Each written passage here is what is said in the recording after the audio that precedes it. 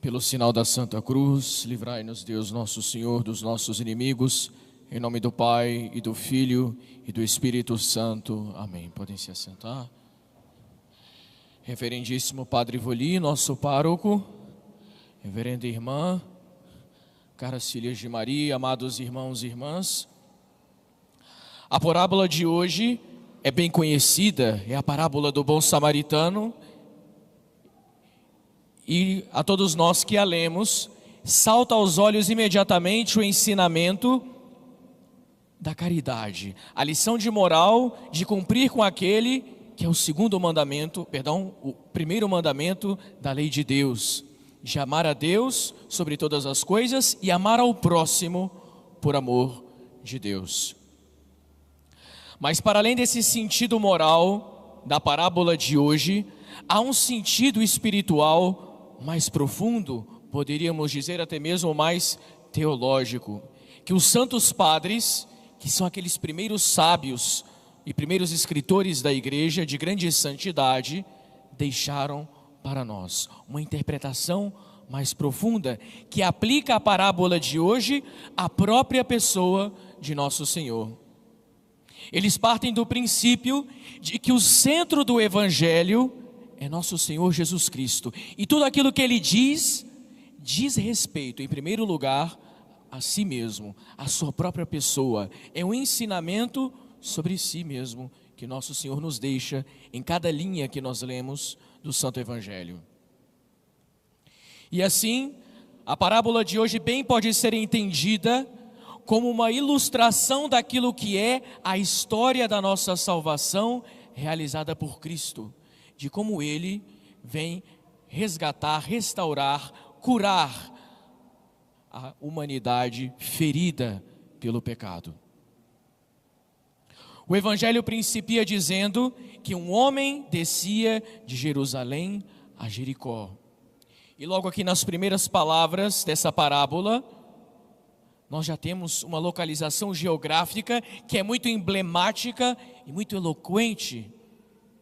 A cidade de Jerusalém, estando a 800 metros acima do nível do mar, localizada no cimo do Monte Sião, era a cidade santa por excelência, porque estava próxima dos céus, próxima de Deus, e por isso Deus a escolheu, entre outras razões, para ser o lugar da sua habitação, para que aí fosse edificado o templo santo, onde era a morada de Deus. Jericó, por outro lado, era uma cidade baixa. Aliás, é a cidade mais baixa de todo o mundo até hoje, posto que está a 250 metros abaixo do nível do mar. Não sendo uma cidade longe da outra, não sendo Jerusalém longe de Jericó, para que uma pessoa passasse de uma cidade a outra, ela devia então percorrer uma descida muito íngreme, vertiginosa, por assim dizer. Porque afinal de contas, são 1000 metros de descida no caminho. E aqui nós vemos um primeiro símbolo que significa a humanidade que deixa a Jerusalém celeste, o convívio com Deus, através do pecado original, para preferir as coisas inferiores, as coisas de baixo, que são representadas por Jericó.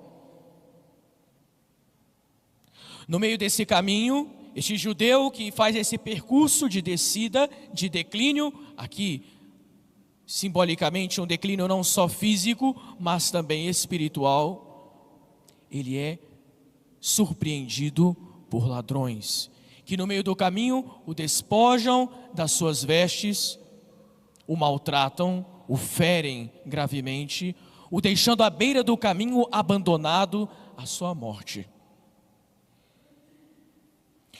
Mais uma vez, aqui, quando nós observamos na Terra Santa, essa descida de Jerusalém a Jericó, nós vemos que é um caminho muito pedregoso, de muito rochedo e de muitas curvas. Um caminho por si só perigoso e que também propicia, pela própria geografia do lugar, a que ladrões se escondam e preparem ciladas para aqueles viajantes que fazem esse percurso, que passam por aquele caminho. E os padres da igreja nos ensinam, está aqui representado figurativamente o pecado original. O diabo, a serpente, aqui dito como o ladrão, ele nos despojou da veste da graça. Ele nos tirou, nos roubou daquilo que nós tínhamos de mais precioso, a graça de Deus, a amizade com Deus nosso Senhor. E assim nós ficamos sem nada, na miséria do pecado.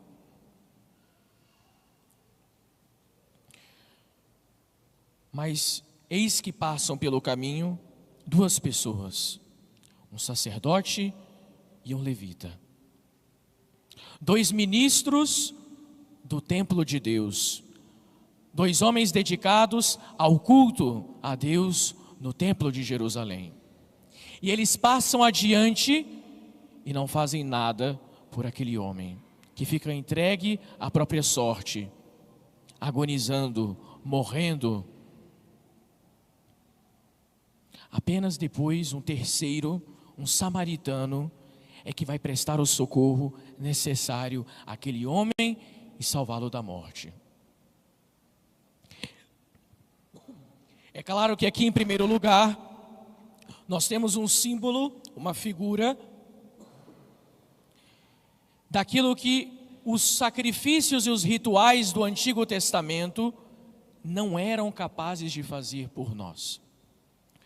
Em todo o Antigo Testamento, nós vemos uma série de rituais e de sacrifícios que não foram capazes de resgatar o homem do pecado, de salvá-lo da morte que o pecado lhe trouxe. Mas também aqui nós colhemos um outro ensinamento muito precioso. O pecado é essa grande ferida da nossa alma. É ele que nos traz essa morte. E muitas coisas na nossa vida, muitas outras feridas do nosso interior, do nosso coração, são consequências dessa ferida mais profunda que é o pecado. Muitos dos problemas do ser humano, mesmo não só no âmbito espiritual, mas ainda na esfera social, ainda no seu psíquico, no seu emocional, são consequências do pecado. Tem no pecado a sua raiz mais profunda. E o ser humano, não percebendo isso, não se dando conta dessas consequências do pecado na sua vida, ele procura em muitos lugares uma cura para essas feridas, mas uma cura que não se mostra eficaz, porque não vai na raiz desses problemas, que é o pecado. Quantos problemas intrafamiliares não são consequências do egoísmo, do pecado do egoísmo? Talvez as pessoas com um olhar meramente humano pensem que talvez se trata de um problema psíquico, né? Um problema emocional, mas na verdade a raiz mais profunda daquilo é um pecado. De modo que se a pessoa procurasse se emendar, se corrigir daquele vício, daquele defeito espiritual específico, ela veria um problema familiar da sua vida se resolver, ser consertado. Mas talvez essa pessoa prefere procurar terapia, prefere procurar yoga, prefere procurar até mesmo uma válvula de escape como a bebida, para tentar resolver esse problema que seria resolvido se ela buscasse mais a Deus, através da oração, através da prática da virtude.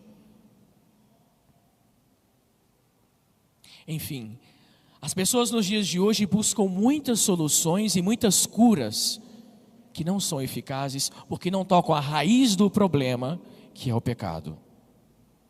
É por isso que o levita e o sacerdote, eles não são capazes de oferecer ajuda.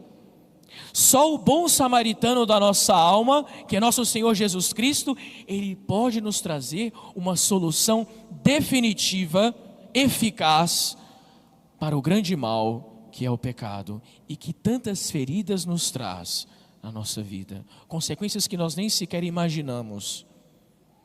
mesmo, mais uma vez repita, no âmbito psíquico, emocional, até mesmo social da nossa vida.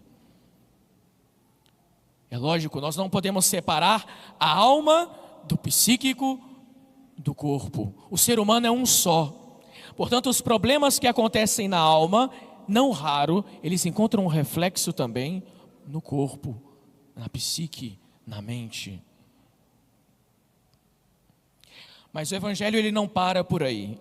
Além de dizer que só Cristo, só esse bom samaritano pode curar a nossa alma, ele também nos traz o método com que Cristo usa para nos curar, o seu remédio, a sua receita médica, por assim dizer. Diz-nos o Evangelho que o bom samaritano aplicou nas feridas daquele homem semi-morto o óleo e o vinho, esses dois elementos que eram como que remédios naquela época e que simbolizam os remédios, os medicamentos da graça, que são, antes de tudo, os santos sacramentos. Não sem razão, no rito de vários sacramentos, na administração de vários sacramentos, está presente o óleo sagrado.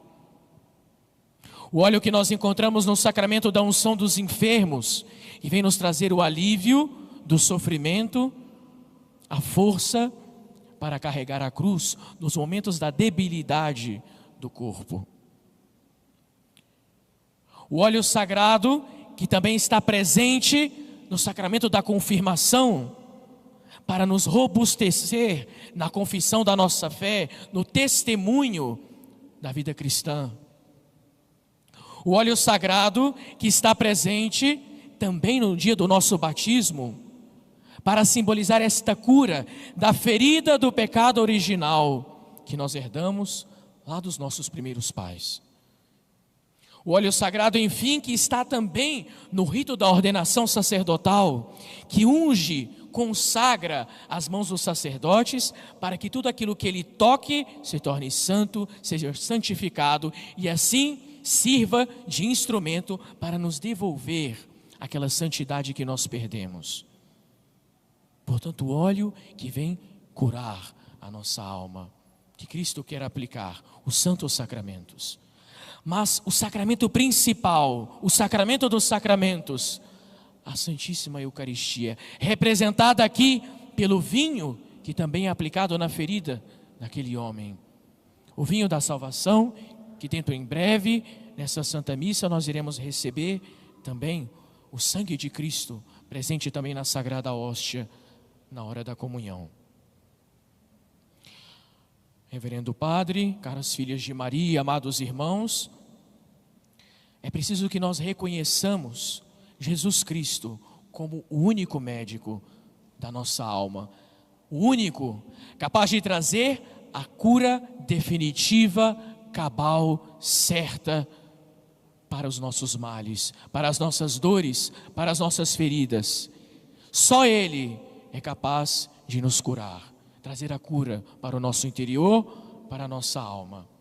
Não adianta nós buscarmos em outros lugares aquilo que só Ele pode nos trazer, aquilo que só nosso Senhor pode nos dar.